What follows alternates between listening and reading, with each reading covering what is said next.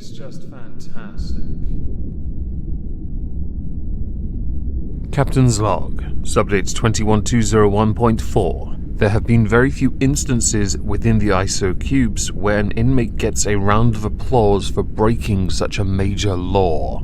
It's even more peculiar when the offender themselves is already a sex offender. Welcome everyone to the Halls of Injustice. Today we have inmate number 052, who is called Paul Fitzgerald. This is a rather interesting one because he committed the crime in prison. And it's also interesting because I think most of you are going to be okay with it. When I was doing research for this particular topic, I had a few issues because there are a number of articles, at least 12. Not a single one could give me a definitive answer on what the kitchen utensil Paul Fitzgerald used in the act that got him, well, banged up for a bit longer. So I took this to Twitter and asked for assistance.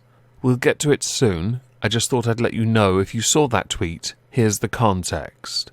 And your responses, by the way, are fantastic. So to give some backstory on Paul Fitzgerald, he has been, in his lifetime, convicted for a number of charges. For indecent assaults when he was aged 13 and 15, battery, criminal damage, actual bodily harm with intent to commit a sex offence, and possession of an offensive weapon, and false imprisonment.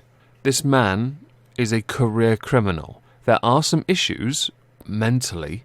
They have been well documented, thankfully. And they certainly do arise when it comes to what he did that got him put back in prison even though he was already there, just ensuring he's going to be there for most, if not all, of his life. For the sake of the additional context, we now need to talk about another man called Richard William Huckle, who is the victim of Paul Fitzgerald's wrath. Richard Huckle was a regular worshipper at the Ashford Baptist Church.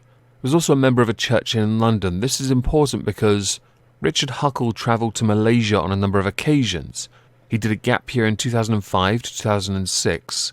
He helped out at local churches, and he moved there permanently in 2010. But in 2014, he was arrested by officers from Britain's National Crime Agency. At the time, he was perceived as a good Samaritan, a go-getter, a helpful person who did a lot to help others who were less fortunate than himself. Richard Huckle is the UK's worst paedophile. That's what he's been dubbed by the news. I prefer most prolific sex offender against children. Richard Huckle kept a ledger that had 200 children that had been abused. The ledger was on a computer, but unfortunately, people weren't able to access certain encrypted sections of the hard drive to obtain a lot of the evidence. So most of his charges, when he was arrested in 2014, were kinda lost. Richard Huckle was found guilty of all the crimes he had committed against children, and he was sentenced after pleading guilty to 71 sexual offences, to life in prison with a minimum term of 25 years before being eligible for parole. My view, of course, is that's a whole life term in a very squalid situation where you'll never, ever actually leave the prison. I'm sure others have a far more severe sentence in mind for you, and it's with that in mind we go back to Paul Fitzgerald, because he knew who Richard Huckle was, because they were both in HMP Sutton, which is where those who are deemed high risk for a number of reasons are placed, whether it be because of their mental health, possible suicide, or because of the crimes they committed and what would happen if they were in a population that was a bit more general, open, and they spoke. On October 13th, 2019, Paul Fitzgerald went into Richard Huckle's cell, equipped with a few items.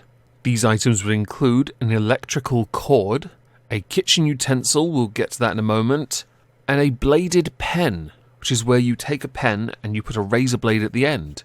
Richard Huckle was then tied up and touched by Paul Fitzgerald, with the kitchen utensil being used to go in one end with the pen going up his nostril into his brain in the other. Two prison officers eventually managed to remove Paul Fitzgerald from Richard Huckle, but the damage was done at that point. Richard Huckle did in fact die. Paul Fitzgerald laughed, admitted to wanting to eat him, There was a fantasy involved here. This is pretty dark. Paul Fitzgerald did admit he had planned to take Richard Huckle out a week earlier, and that he had had intrusive thoughts about harming others for quite some time.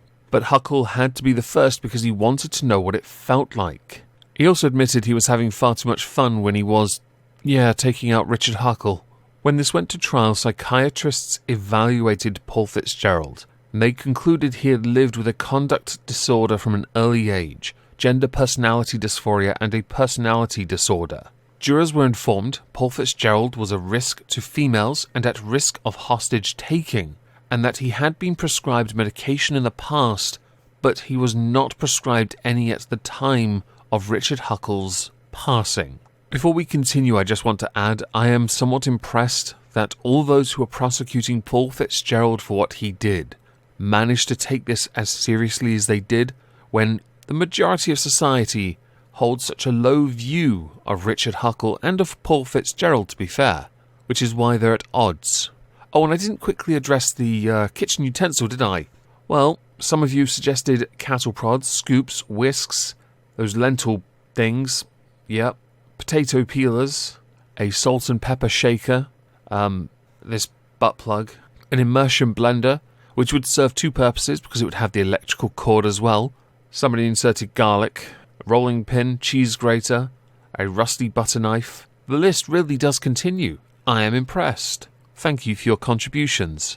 Understandably, because Paul Fitzgerald pled guilty to all of this, he was found guilty, and he was handed a sentence only fitting of a man who committed the crime he committed, which part of me finds really funny, but at the same time, you still killed a man.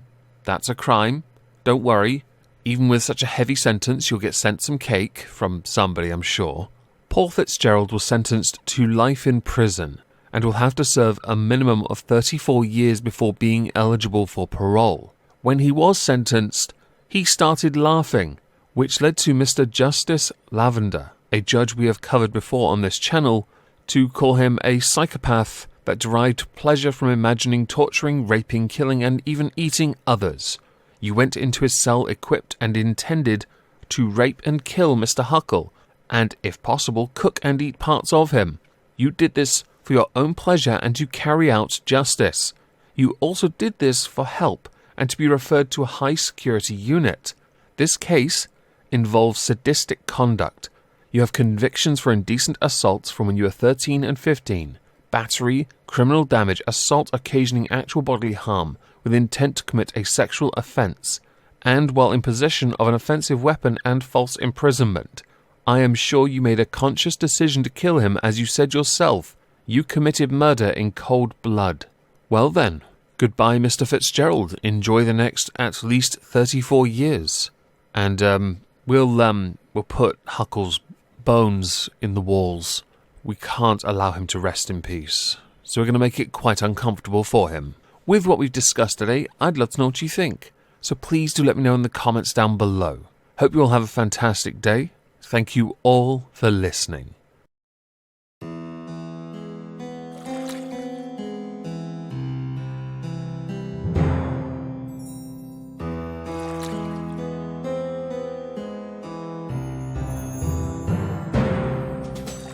Yeah, we're not done yet. Turns out, after much searching and even more articles, I finally found what it was Paul Fitzgerald inserted up Richard Huckle's bottom. It was a spoon. I shouldn't laugh, but it took so long to find it.